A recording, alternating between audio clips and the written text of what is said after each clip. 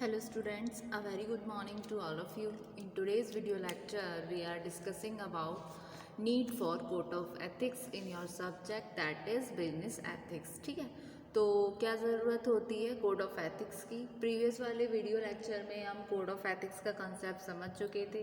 Code of ethics क्या है? एक तरीके से फ्रेमवर्क है, एक स्टेटमेंट है नॉर्म्स और बिलीव्स का किसी ऑर्गेनाइजेशन के। ठीक है, तो कोड ऑफ एथिक्स के हिसाब से जो मोस्ट एथिकल कंपनी है हमारे इंडिया में वो है टाटा ग्रुप। ठीक है, टाटा की कंपनी।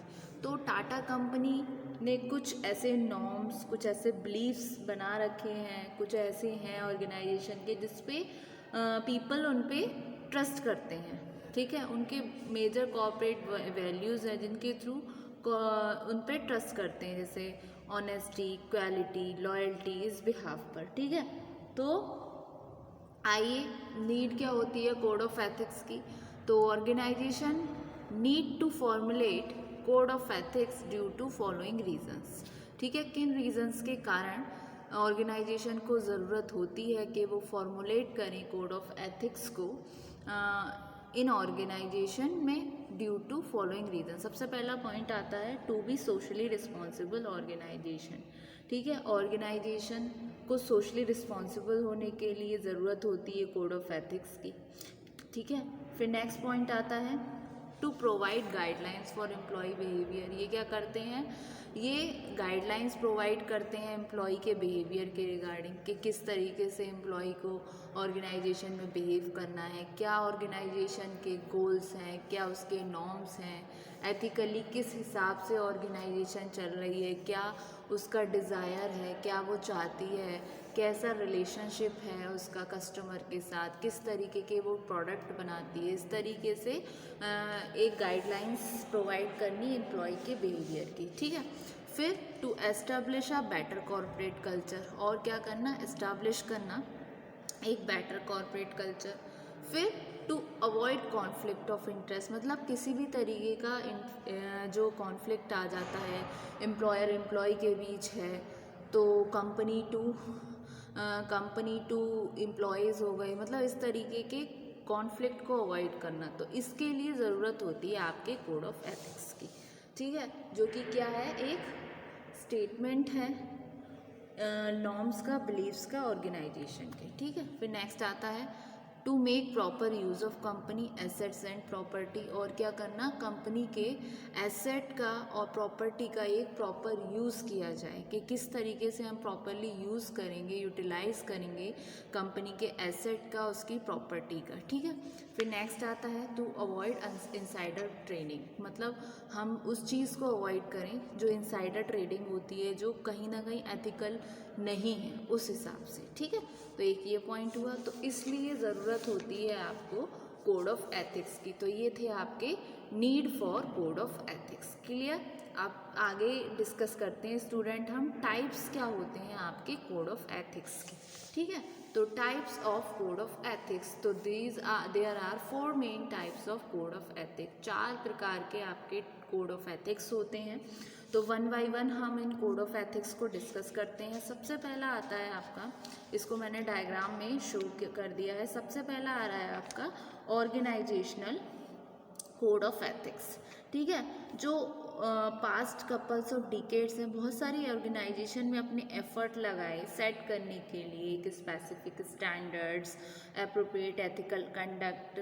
ठीक है, जिसको एम्प्लॉयज़ को फॉलो करना होता है। ठीक है, तो कोड ऑफ एथिक्स क्या है? आपका वॉलंटरी स्टेटमेंट है जो कमिट कर रही है organisation, industry, professions to specific beliefs. कुछ ऑर्गेनाइजेशन के अपने स्पेसिफिक बिलीव्स हैं, एक्शंस हैं। ठीक है, एक सेट कर दिया एम्प्लॉयज़ के लिए, ये हुआ आपका कोड ऑफ एथिक्स। ठीक है, तो जो 4 मेन टाइप हैं, कंडक्ट का मतलब है आपका एक्शन। सबसे पहला आता है आपका ऑर्गेनाइजेशनल कोड ऑफ एथिक्स। ये क्या है? ये स्पेसिफिक होते हैं किसी एक सिंगल ऑर्गेनाइजेशन के लिए। ठीक है, तो these are the specific to a single organisation. कभी कभी ये कहलाते हैं आपके code of conduct. Code of conduct क्या है? मतलब कोड तो सेम हो गया, ठीक है, कंडक्ट क्या हुआ? कंडक्ट यानी कि एक्शन। तो कोड ऑफ बिजनेस प्रिंसिपल्स, ठीक है। कोड क्या होगा, एक तरीके से प्रिंसिपल्स। तो ये क्या है आपके code of business principles, conduct यानी कि प्रिंसिपल या फिर आपके एक्शन। लेकिन बेसिकली ये जो कोड जो होते हैं ये सीक करते हैं, आइडेंटिफाई करते हैं, इंकरेज करते हैं एथिकल बिहेवियर को at the level of individual organisation. तो ये हुआ आपका ऑर्गेनाइजेशनल कोड ऑफ एथिक्स, ठीक है। नेक्स्ट पॉइंट आता है आपका next type, professional code of ethics. Professional code of ethics क्या है, जो प्रोफेशनल ग्रुप्स हैं वो ऑफन है, उनका अपने गाइडलाइंस हैं अप्रोप्रिएट कंडक्ट के लिए और अपने मेंबर्स के लिए।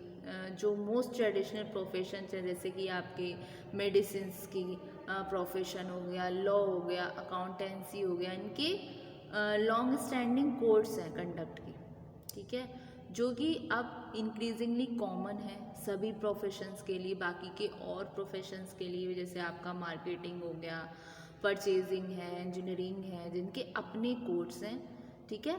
तो प्रोफेशनल ग्रुप क्या है, ऑफन करते हैं अपने own guidelines for appropriate conduct for their members. So professional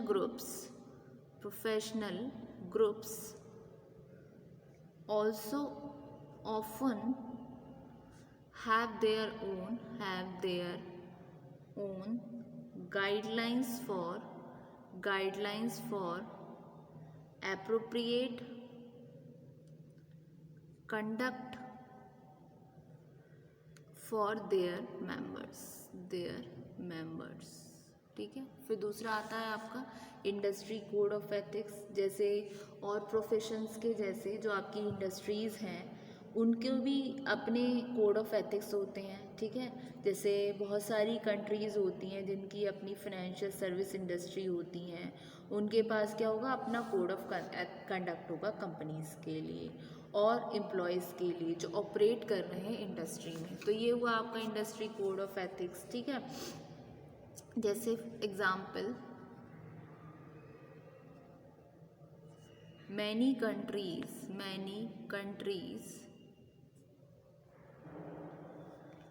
countries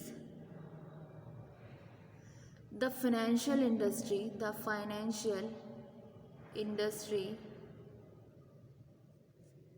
will have a code of conduct for companies and or employees operating in the industry, ठीक है। फिर नेक्स्ट आता है आपका प्रोग्राम और group code of ethics.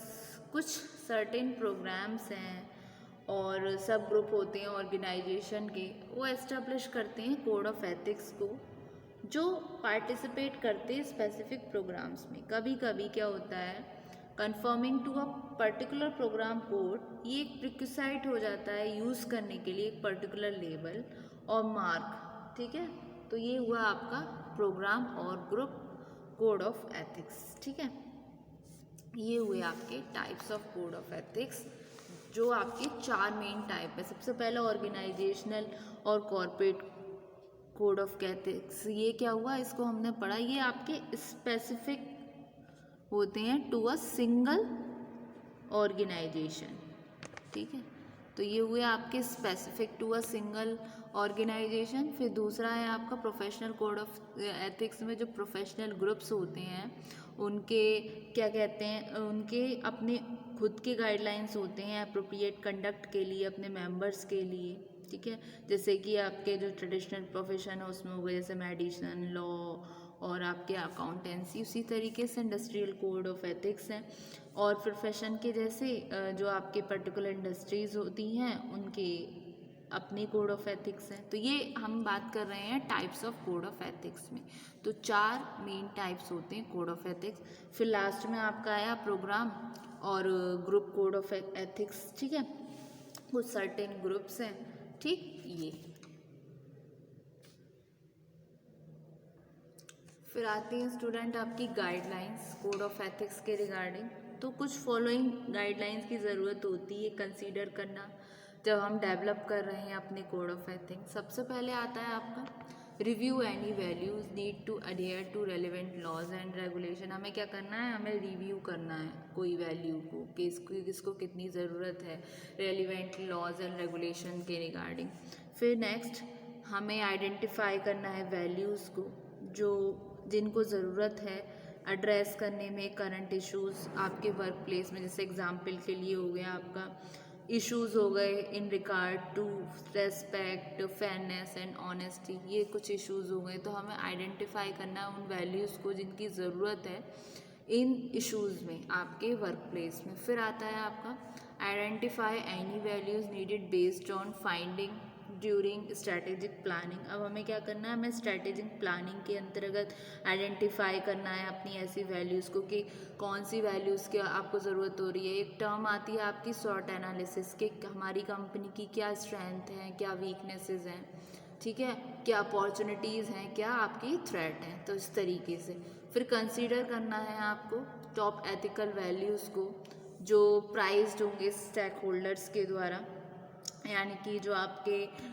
Expectations हो गए employees के, क्लाइंट्स के, कस्टमर्स के, ठीक है। फिर सबसे नेक्स्ट ऑब्टेन रिव्यू फ्रॉम की मेंबर्स ऑफ द ऑर्गेनाइजेशन। हमें क्या करना है, हमें रिव्यू करना है अपने की मेंबर्स को ऑर्गेनाइजेशन के, ठीक है। तो ये होता है आपके guidelines for code of ethics, ठीक है। तो ये था आपका concept regarding guidelines for code of ethics, और ये रहे need for code of ethics, ठीक। और ये थे आपके types of code of ethics, ठीक है। तो होप्स स्टूडेंट आपको आज के लेक्चर में इतना समझ आया होगा। Thank you very much. Upcoming video में हम आगे और डिस्कस करेंगे। Thank you so much.